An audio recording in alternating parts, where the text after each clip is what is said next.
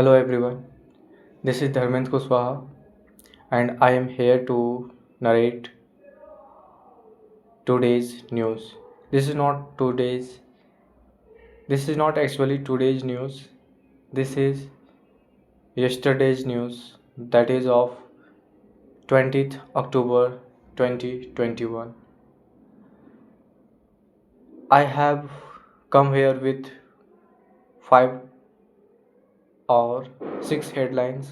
I think 6 headlines, and without wasting any time, I am going to recite all of these. I have written down in my copy. Now, let's start. The first one is Pakistan and Afghanistan agreed to immediate ceasefire. Pakistan and Afghanistan have agreed to an immediate ceasefire and creation of mechanisms to ensure lasting peace after deadly border clashes. The big the breakthrough the breakthrough followed Doha talks between Pakistan and Afghanistan Minister Khwaja Asif and Afghanistan acting defense ministers Mullah Yaqub, mediated by Qatar and Turkey. Both nations up will hold follow-up meeting to sustain the truce. Truce means Yudh Viram or ceasefire with Pak with Pak urging Kabul to take variable actions against the Tehreek-e-Taliban to address its security concerns. The second one is Gaza ceasefire face setback amidst violation of truce. The Gaza ceasefire faced its major setback as Israel halted aid entry after accusing Hamas of violating the truce.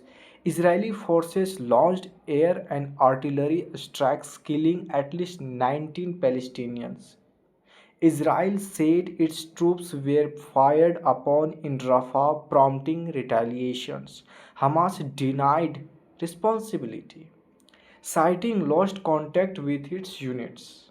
Egypt is mediating to de escalate tensions, while PM Netanyahu ordered strong actions against violations without ending the ceasefire.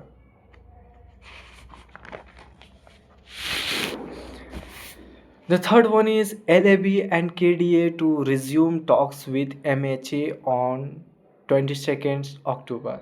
Here I'm I want to clear that LAB means Leh Apex Body and KDA means Kargil Democratic Alliance, and also MHA, which means Ministry of Home Affairs. The Leh Apex Body and Kargil Democratic Alliance will resume talks with the Home Ministry on October 22nd in New Delhi over Ladakh demands for statehood and inclusion in sixth schedule. The groups had earlier withdrawn after protests and deaths in September, following government outreach and easing of restrictions. Both sides hope for constructive dialogues addressing key issues, justice for victims and release of detained activist Sonam Wangchuk. The third one not, fourth one, Tejas Mk1A first flight mark Hall historic milestones. On October 17, on October 17th, HAL's Nasik unit celebrated the maiden flight of Tejas Mk1, symbolizing India's shift towards indigenous productions as the MiG-21 fleet was retired after 6 decades. The IAF means Indian Air Force now operates 29 squadrons, only 29 squadrons below the Section 42 while 83 Tejas Mk1A jets are due by 2029 and 97 more ordered, delays persist. Experts stress urgent modernizations, faster productions, indigenous engine development, and focus on future aircrafts like Tejas Mk2 and AMCA. Fifth one, it is India balances Quad BRICS ahead of ASEAN summits. PM Narendra Modi is expected to attend the ASEAN and East Asia Summit in Kuala Lumpur from October 26 to 28, where leaders from the Quad and BRICS will also be present. India, set to chair both grouping in 2026, faces a delicate balancing act between US led Quad and China Russia backed BRICS and sorry backed BRICS amid rising global tensions. Modi's visit may include talks with US President Trump and discussion on trade and regional cooperations. Chandrayaan 2 observes suns. The sixth headline is Chandrayaan 2 observes sun's coronal mass ejection effect.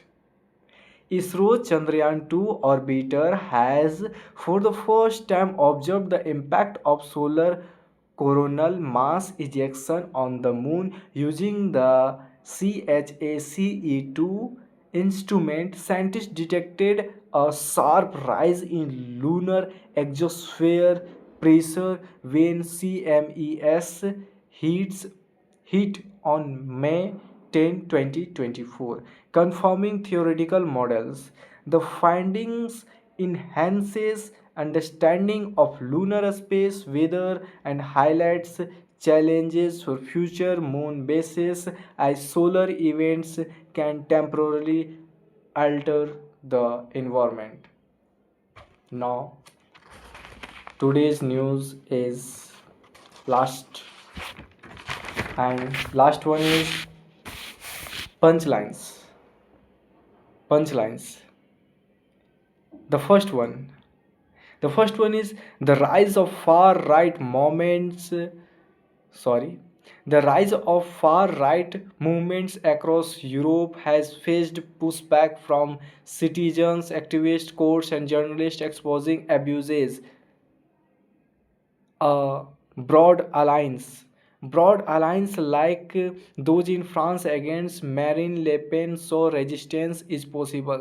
Democracies must address Democracies must address real economic and cultural anxieties without enabling extremisms, uphold pluralism, and protect equality. History warns that failing to do so risks eroding liberal norms won over generations.